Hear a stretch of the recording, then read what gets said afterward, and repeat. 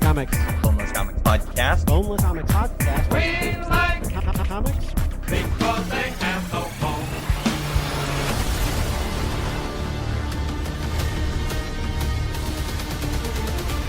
I'm Joe Getcho, And I'm Mike White. and this is Shazam! Actually, this is We Like Comics because they have no bones. Thanks everybody for joining. If this is your first time listening, we're a clean comic book podcast that celebrates all things DC, Marvel, Image, Dark Horse, IDW, and more. Each episode, we take a comic book or comic-related media and review it, taking you on an exciting adventure to learn more.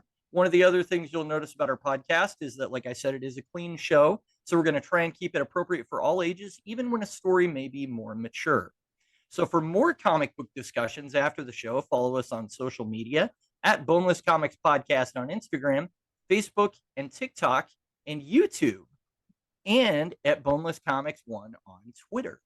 That's right. And make sure to check us out on the web at bonelesscomicspodcast.com, where you can find links to our episodes, as well as after shows, bonus content, Spidey Joe's one-shots on YouTube, and our Amazon store, where you can purchase any of the comics we've reviewed on our show, which is also a great way you can support our podcast while also adding favorites to your collection. Check it out. Leave us a message letting us know what you think.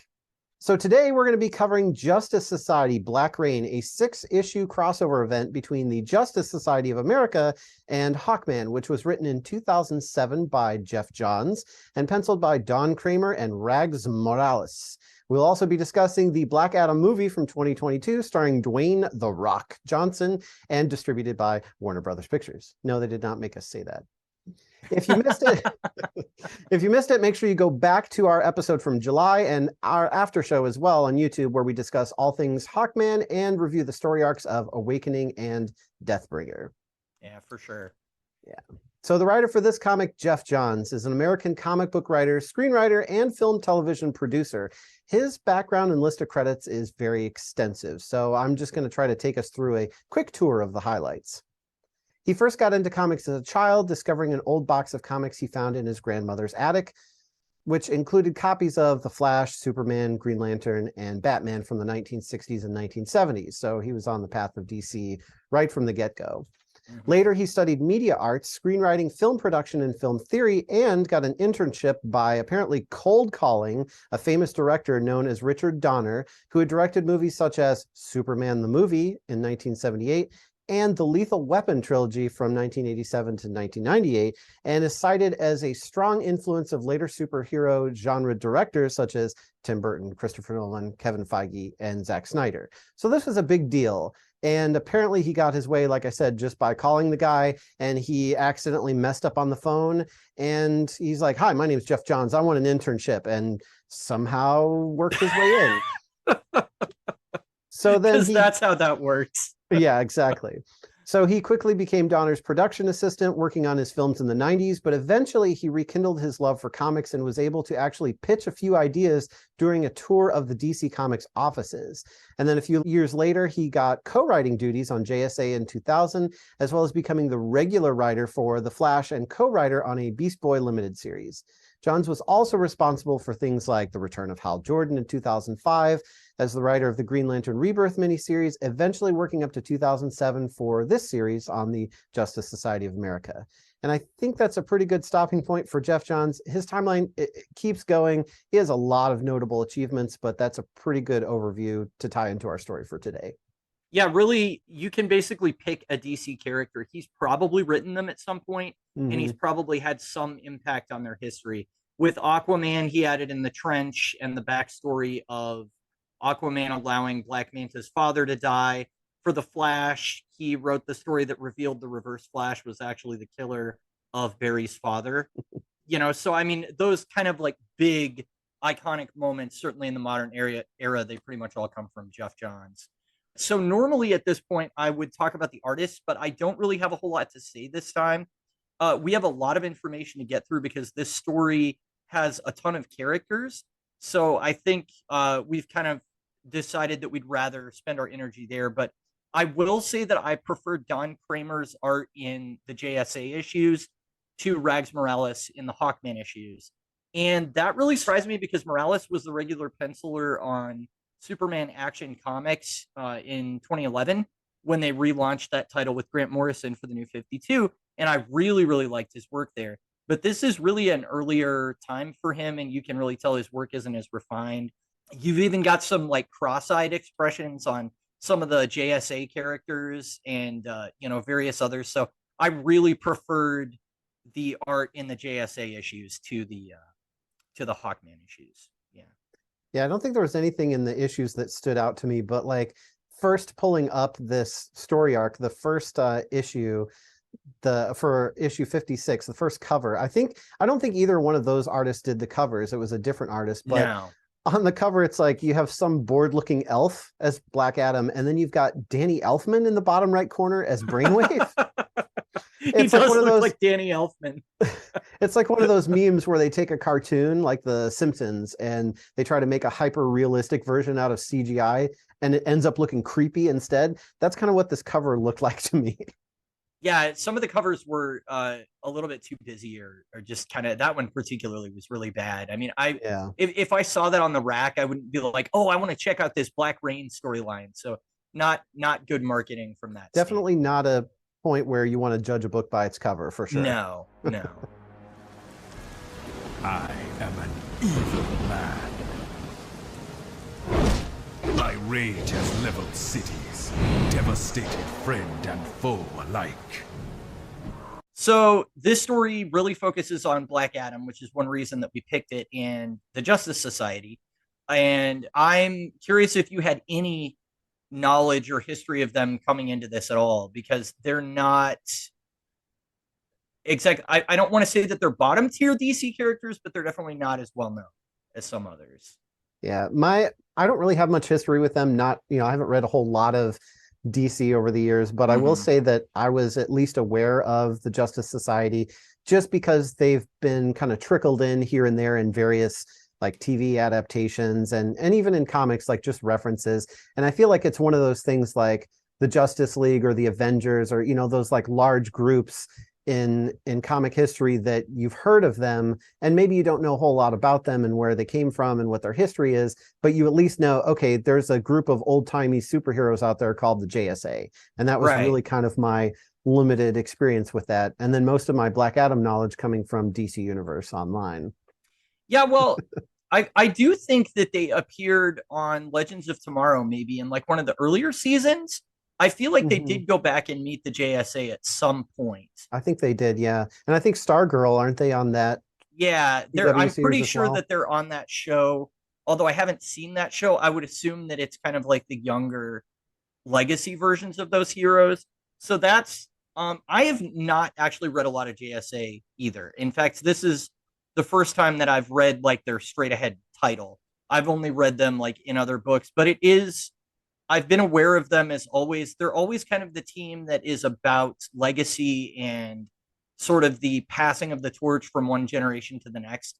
They usually, at least in all the experiences I've had with them, have kind of a mix of young and old characters, which this story does as well. So we've got some that are actually the old timers, and then we have some that are actually, kind of newer people that are stepping into like their parents' legacy as a superhero. And that seems to be kind of like the core of what makes that book different from the Justice League, for instance. So and then Black Adam I was aware of, I think, only because the backup issues of Justice League in New 52 had like a Shazam story in there, and they introduced Black Adam in that. And actually the story in the movie of him being a slave and all of that really comes from that, what we call the Prime Earth, or the more modern era version of Black Adam, with him just being from Kahnaq. As we'll get into a little bit later, Black Adam's origin story for this era is much, much more complicated than that. So, yeah. All right. Well, I did some research on the Justice Society, and so going back to their conception, they actually appeared in 1940 during the golden age of comic books. And they were conceived by editor Sheldon Mayer and writer Gardner Fox. And they were really considered to be the first team comic book ever created.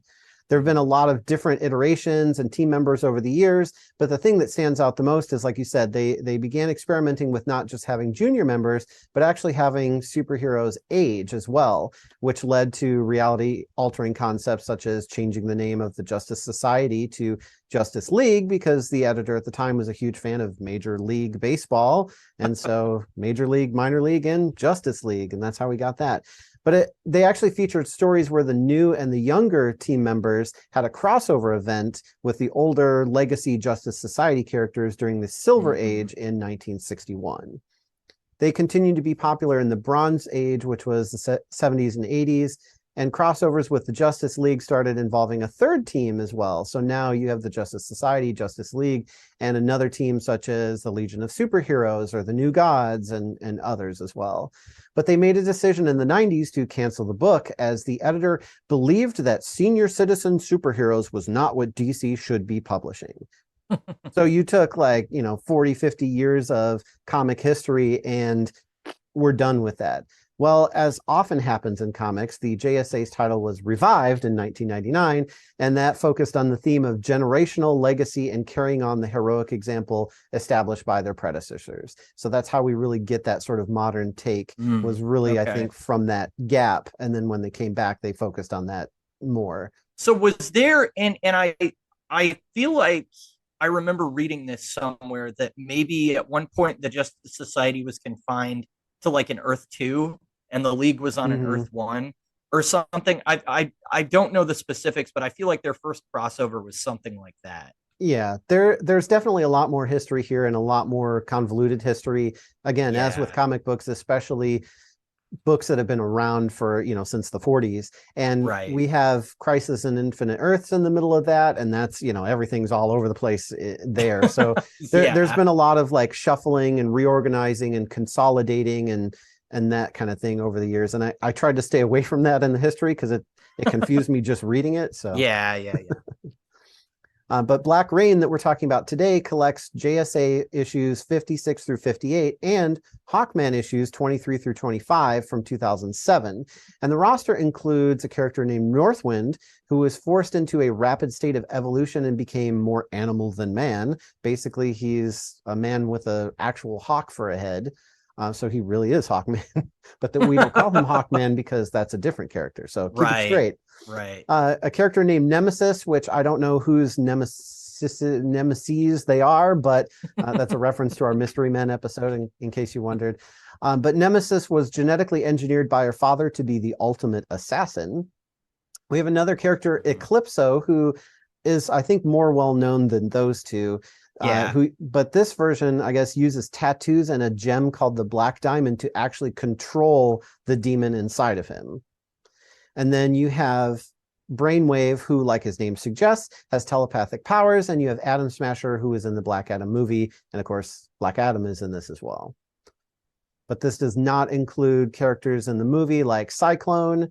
And also in the comic, Hawkman's jet and Hawkgirl's wings are not made of nth metal like the jet was in the movie, because Black Adam is able to totally rip them apart in this comic with minimal effort. So unfortunately, the comic counterparts weren't as strong as the movie. No, they get trashed by him pretty easily. Yeah. It seems like. One note I wanted to say about Eclipso, actually, the Black Diamond, I believe, is what spreads the influence of Eclipso, or usually when someone is holding that, he then possesses them. I think it was just the tattoos that were on that character. They were like binding the demon. Yeah, that were within. like binding the demon so that he could supposedly control them, which I'm sure that's never going to go wrong, as you guys will see. But I was very surprised by that, because I'd never seen a comic where somebody was controlling Eclipso. Usually he's the guy kind of mind controlling and making everybody kill each other. So that was surprising.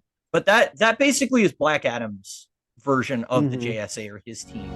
What is this place? It's the headquarters of the Justice Society of America. Who's that? Wildcat. His real name was Ted Grant. He was the heavyweight champion. Howard Man? The Flash. Dr. Fate. It's Dr. Midnight's owl. There's something special about him. I don't know what, but Every time we'd come here, that owl, he'd fly right to Dr. Midnight and land on his arm. So the quote-unquote regular Justice Society members that are featured in this story are the original Flash, who is Jay Garrick. So this is not Barry Allen. It's not the one that you guys know from the show. It's actually the first Flash that predates him back to the 40s. And he wears like the metal, helmet and with the lightning bolts on it and everything. And that's Jay Garrick. And then we also have the original Green Lantern, who is Alan Scott, who uses the Starheart, which is a magical entity that was once imprisoned by the Guardians of the Universe that saved him from a train wreck and gave him the powers to create energy constructs and projections, and even to empower other objects with this energy, like Hawkman's mace, which is actually something that he really does in this story. So we also have Power Girl, who is the Earth 2 counterpart of Supergirl, known as Kara Zor letter L, whereas our Supergirl is Kara Zor EL. So there's a subtle difference in their name there. But functionally, she's a Kryptonian. She's got the same powers as Superman. Her outfit is completely different, though. Her outfit is completely different. And that's a whole discussion that we can get into maybe some other time. But my wife was basically like, we know what her superpower is. And I was like, no. Yeah, that's there is a whole fascinating history by why her outfit is what it is, but we don't really need to get into that. So we have Hawkgirl, who is Kendra Saunders in this story. And that's important to note because she is not the wife of Hawkman Carter Hall. Carter and Shiera, who were the previous. Okay, so Carter is the current Hawkman in this book. Shiera was the previous Hawk woman or Hawk girl. They had a child that was Hector Hall, and he is Dr. Fate in this story. So Dr. Fate wields the Helm of Nabu, which is this ancient Egyptian helmet. It has incredible magical power to allow him to transmute matter, fly, create illusions, and cast various spells. But the helmet also has its own personality and a mind of its own, and it can sometimes wield influence or even completely take over Hector when he's using its power. So it's kind of a dangerous power set. We also have Mr. Terrific, the third smartest man in the world. He's an ex-Olympian and inventor of, he has the T-shaped mask on his face that's like full of technology somehow, even though it's like paper thin. He invented the T-spheres, which work as weapons, scanning devices, and even projectiles. And I think he's occasionally used them to fly as well. So I think he can like hold on to it and it'll like drag him through the air. Kind of like Magneto with like metal discs or whatever. Yeah, exactly. And so his wife was killed in a car accident, and then he devoted his genius to stopping crimes. That's kind of like his thing. Really think Mr. Fantastic from Fantastic Four. They have a really similar kind of personality and kind of way that they are. So he's the tech guy on the team. Our Man is another character, Rick Tyler, who is the son of the original Our Man, Rex Tyler. He uses a drug called Miraclo to give him superpowers for exactly 1 hour. His powers are kind of like Captain America at Marvel, except he can also breathe underwater and has night vision.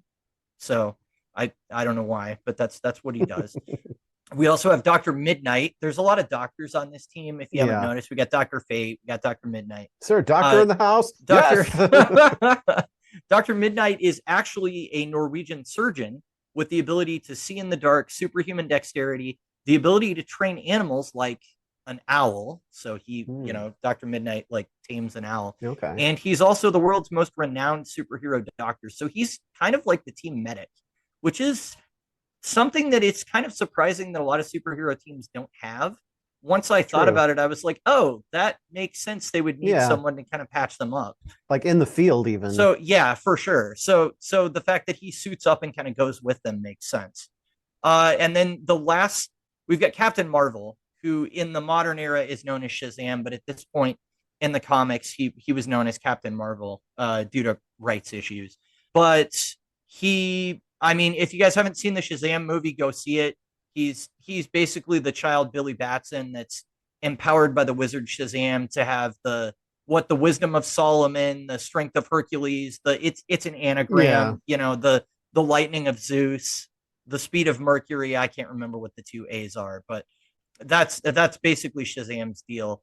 Then we have Stargirl, Courtney Whitmore, and it's not a surprise she's in this story and that she's on the JSA, because this is a character created by Jeff Johns because his teen sister passed away. And so to sort of honor her memory, he created Courtney Whitmore, and she's basically entirely based on his sister and like his memories of her. So that's why that character exists. But she wields the cosmic staff, which is inherited from Jack Knight or Starman. He gave it to her, which allows her to fly, fire energy blasts, and then she also has like some sort of cosmic belt that gives her superhuman strength and agility. And she's also trained in kickboxing, and so she has a few skills that she can bring to the table. But she's definitely one of the youngest members. She's like a teenage superhero. Captain Marvel, oddly enough, is the youngest because he's still like not yet a teenager, but when he transforms, he becomes an adult. And then the final hero on the team is Wildcat, who is a boxer named Ted Grant, and he's also just kind of a fight trainer for superheroes. Elsewhere in the DC universe, he trained Black Canary to fight, so he's kind of in line with somebody like Rocky or somebody like that, except in the DC universe. So kind of an interesting character there. Yeah, that's good to have on your team too. You have a medic, you have somebody to train you in combat. Like sounds like they have a lot of good members together. Yeah, it's even though there's a lot of them. It's a pretty diverse team. We can talk about it when we get to the story, but I feel that maybe the roster is a little bit too big based on, and if you're listening to this going like, that was hard to follow. Well, yeah, that's kind of the problem when you're trying to follow the narrative too. So thousands of years ago in ancient Egypt, I had decided to pass on my powers to a worthy man. I picked Teth Adam, whose soul I thought was pure and true, but the power corrupted him. He became known as Black Adam. I could not overcome him, so I banished him to the furthest star in the sky. If Black Adam has returned, the world is in great danger, for he has all the same powers as Captain Marvel. What we're really here to talk about, though, is Black Adam, because his movie just came out with Dwayne Johnson, and also he's really kind of the focal point of this story. So this version of Black Adam was originally named Teth Adam, and he was an Egyptian prince and son of Ramses II, whose court wizard was known as Shazam. When Shazam grew old, he was impressed with Teth Adam's fairness and decency and meant to pass on his powers to him. However, Shazam's daughter, Blaze, made a deal with the Egyptian god Set, and Adam was instead empowered by the Egyptian gods of Shu, Heru, Ammon, Zahudi, Aton, and Mehen. And of course, that spells Shazam. If you spell it out.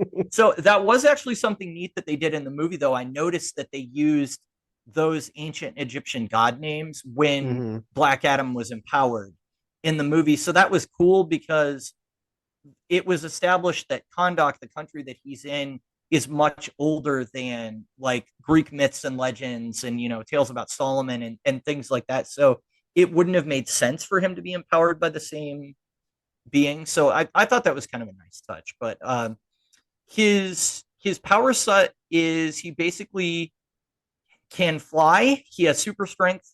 He can manipulate lightning and fire it and sort of cover his entire body with it. He's really durable. He has super speed. And the only thing that can make him lose his powers is if he says the word Shazam, and then he'll transform back into a normal human. So again, if you know anything about Captain Marvel, if you know anything about Shazam, they have exactly the same powers. They streamlined it later to where they got their powers exactly the same way. But at this point in the story, that wasn't the history. So where he is as a character right now is that Black Adam really has a long and troubled history of kind of towing the line between hero and villain. And he became the archenemy of the future champion of Shazam, Billy Batson, which, again, that's Captain Marvel. So prior to this story, he'd been working alongside the JSA to redeem himself. And it's also important to note that while Teth Adam was Egyptian, his wife Sharuti and his sons Gon and Harut lived in the fictional country of Kahnaq. So this story is really going to be about Black Adam returning to Kahnaq and then kind of what happens there. Yeah, that was something I had to look into because there were some, like, you have all this Egyptian stuff and then you have the Kahnaq stuff. So I looked into it a little bit, and apparently Black Adam was originally an ancient Egyptian who served the Egyptian prince Khufu, who was later reincarnated as JSA member Hawkman, and his birthplace was later retconned to Kahnaq during the early 2000s JSA series, where Black Adam reforms. So it's funny because it's like he was off fighting alongside Khufu because he didn't know his birthplace of Kahnaq existed because it hadn't been retconned yet until after his family was killed. And now he's like, wait, I had a family and they got killed, and just kind of came up. So I think that was like a bit of kind of confusion in general. Yeah. When I looked up the history and saw that he was originally Egyptian, I was very confused. Yeah. So that's how that happened. Because that was something that threw me when I read this. I was like, oh, so he was off in Egypt helping the Egyptian guys, because both Prince Khufu, who eventually would become Hawkman, and then Nabu were Egyptian. Nabu was an Egyptian sorcerer, and Khufu was a prince.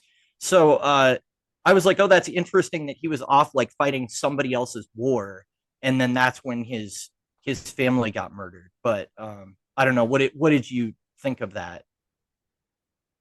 I mean, it was it was really confusing about who was what where, and I kind of wondered if, like, Egypt was sort of just like the large, okay, this is Egypt, and Kahnaq is just like a small part of that. So he's serving, whether he's in Kahnaq or Egypt, he's serving the same thing. So I like tried to make sense of it in my head, but I had to look it up to really get what was going on, because it was a little confusing. Well, so in the movie, when they show Kahnaq, I thought clearly the people here are of like Middle Eastern descent. It looks like a Middle Eastern country, but then there was a lot of Egyptian iconography, which would actually mean it's like East African instead. And I looked into the history and I was like, oh, in the comics, Kahnaq is an East African country. It's not in the Middle East. So that was something that like threw me a little bit.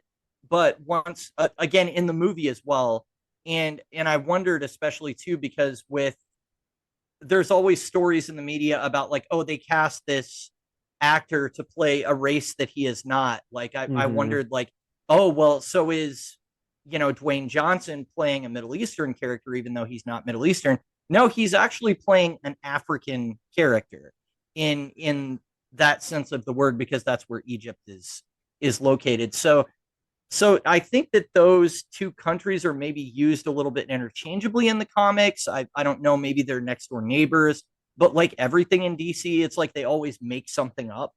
They're like, well, here's a fictional place, and that's kind of their thing. Whereas, Marvel will be like, oh, it's in New York, oh, it's in whatever real place. So I was kind of glad that you looked that up, because when I looked at the notes, I was like, oh, so this was a retcon situation. So even Black Adam was confused. Yeah, well, he should have been. Yeah. So the story in the comic is similar to what happens in the movie, but with a lot of additional characters that we just discussed. So but in the comic, Black Adam leads a group of metahumans to overthrow the dictator of his birthplace, Kahnaq, and liberate the subjugated country by any means necessary. But unlike most members of the Justice Society, Black Adam, of course, has no qualms about killing, and neither does his team. So it's almost like a souped up version of the movie, which, I mean, this came first, so the movie is a less version of the comic, but anyway, not to split hairs, but basically he has a whole team now that has no qualms about killing. And so kind of like the movie, Hawkman brings the JSA to intercede, but they have a battle that causes probably even more death and destruction than if they had just left things alone. But in the end, they aren't really able to reach any sort of agreement except for the JSA to leave Kahnaq and confine Black Adam to the borders and say, you can't leave. We won't come in there and tell you how to run your country, but you can't leave either. And that was sort of spoilers for the movie, but sort of the resolution both in the comic and the movie. Yeah, for sure. So because there are so many characters, there's so much to set the stage and talk about history-wise, we decided to split these up into 2 episodes to give you some background on everything and then to dive in the story so you know what it is the heck that we're talking about. Because if you've never really heard of Shazam or Black Adam, you're going to be completely lost. If you've at least seen the movies, it will make a lot more sense. And now that you've listened to this part 1, it'll make even more sense. So you're welcome. Yeah, so that should set the stage for our review, and that's going to go ahead and conclude part 1. So stick around for part 2, and we'll be back to jump right into the story of JSA Black Rain. We'll be right back.